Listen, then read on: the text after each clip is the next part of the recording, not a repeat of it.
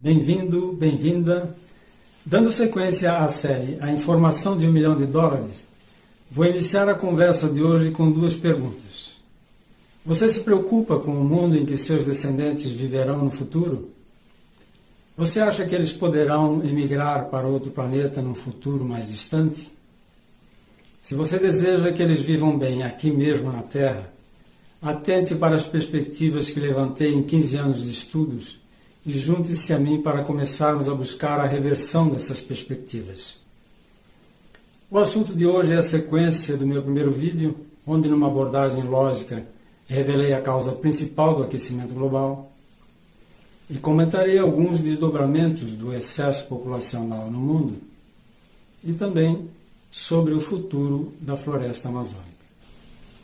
Mas antes de entrar no assunto deste vídeo, peço que não dê importância ao aspecto técnico das minhas gravações, e sim ao seu conteúdo. Me empenhei num trabalho sério para trazer à tona uma realidade que, independentemente da classe social em que nos encontrarmos, iremos vivenciá-la a cada ano que passa daqui em diante. Sou Domingos de Andrade, contador pós-graduado em auditoria e controladoria e sociólogo autodidata. E, por favor, não esqueça de deixar o seu like e subscrever-se no meu canal. Esta minha abordagem diferente sobre questões ambientais e culturais está embasada nas lógicas naturais que regem o conteúdo do nosso planeta, ou seja, está sem a maquiagem do sistema econômico, cujas lógicas foram rigorosamente consideradas nos estudos que fiz sobre as mudanças ocorridas no planeta nos últimos 70 anos, e a lógica natural principal, da qual decorrem todas as demais, está sintetizada na seguinte frase: os recursos naturais que garantem a subsistência da vida orgânica no nosso planeta são frágeis e têm caráter finito. Trata-se de uma abordagem lógica que pode ser constatada pela visão leiga de qualquer ser humano minimamente esclarecido e certificada pelo acervo científico de que já dispomos. E nesse contexto, ao atentarmos para o fato de que o volume populacional mundial representa a principal causa do aquecimento global, e também para a projeção do crescimento da população mundial em 26% nos próximos 30 anos, segundo a ONU, uma vez que nascem diariamente cerca de 2,38 pessoas para cada uma que morre, mesmo nesses tempos de pandemia, percebemos ser enganoso pensar que com apenas uma mudança no estilo de vida, com o foco no meio ambiente, se poderá equilibrar a equação recursos naturais disponíveis versus demanda por consumo. Uma vez que ninguém pode parar de comer ou passar a comer muito menos do que vem comendo, assim como ninguém vai parar de inventar e construir coisas, porque isso faz parte da evolução intelectual contínua, condição intrínseca da raça humana. Portanto, diante dos 7,8 bilhões de pessoas no mundo e em crescimento acelerado, apenas mudar o estilo de vida produzirá efeitos apenas paliativos, sem eficácia a longo prazo, considerando a seguinte questão: o crescimento contínuo da população mundial exigirá o aumento gradativo da produção de alimentos, o que acelerará o enfraquecimento dos solos e a sua consequente desertificação e forçará o desmatamento das florestas restantes, o que, consequentemente, acelerará o secamento dos mananciais de água potável e, adicione-se a isso, a degradação ambiental provocada pelos efeitos do consumo relativo às demais necessidades humanas, cuja questão representa um motor que faz aumentar a temperatura do nosso planeta.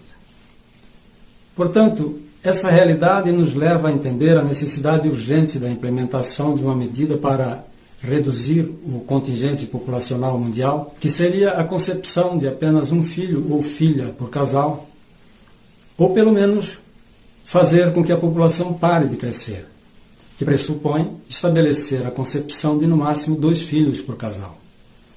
Uma vez que, analogamente, como os dinossauros, estamos freneticamente comendo e destruindo tudo o que vemos pela frente. A alta densidade demográfica em algumas regiões do planeta vem gerando sérios problemas sociais como terrorismo, guerras, misérias e outras criminalidades, o que já resultou na emigração forçada de mais de 70 milhões de pessoas só nos últimos 5 anos. Em se mantendo o crescimento da população mundial nas taxas atuais, a floresta amazônica, que representa um dos poucos nichos naturais de reciclagem do ar atmosférico no mundo, não resistirá às pressões da demanda por consumo humano. A extração da madeira nativa, a poluição das águas com mercúrio por garimpeiros e a grilagem de terra só aumentarão doravante. E por extensão, se as comunidades indígenas não forem preparadas para os novos tempos, terão seus problemas duplicados a cada ano que passa, porque, além do impacto da extinção gradativa das florestas e da poluição dos rios, não conseguirão incluir-se no estilo de vida urbano, fato que já vem ocorrendo com várias comunidades indígenas no Brasil. Ações do poder público poderão endurecer o controle e estancar o avanço do desmatamento por algum tempo, o que impactará negativamente o agronegócio, que é um dos principais filões econômicos do Brasil. Porém, se as populações continuarem a crescer, nada salvará a floresta amazônica. E não será mais apenas uma questão de ganância pela extração dos recursos valiosos que o território amazônico contém, mas sim pela necessidade de produção de alimentos e de geração de empregos. Estamos no topo da cadeia alimentar, portanto não temos predadores naturais, e embora a raça humana esteja sempre possibilitando a criação de formas de autodestruição, como as guerras, por exemplo, nos últimos 70 anos a população mundial cresceu 312%. Entretanto, segundo os meus estudos, o volume ideal da população de humanos no mundo, que poderia garantir a perenidade da vida orgânica na Terra, é de apenas 4,5 bilhões de pessoas. Só assim estariam garantidos indefinidamente o espaço e o tempo adequados para a natureza se recompor dos estragos ocasionados pelos seres humanos.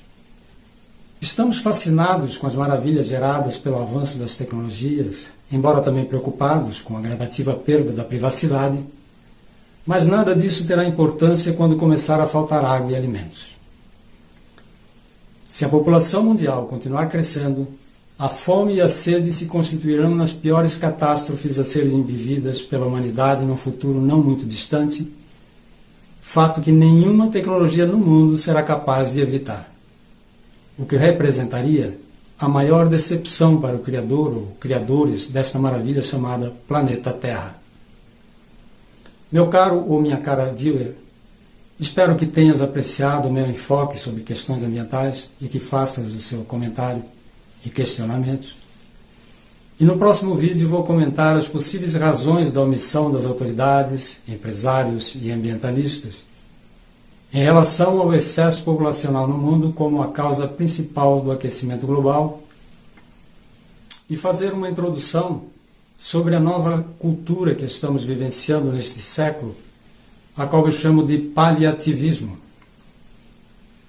Nos vídeos seguintes, apresentarei alguns efeitos do paliativismo no poder público brasileiro e também trarei à tona assuntos relacionados ao peso da tecnologia na gestão das questões sociais de agora em diante. Obrigado pela atenção e não esqueça de deixar o seu like. Por favor, divulgue esse trabalho. É o futuro dos nossos descendentes que está em jogo. Muito obrigado.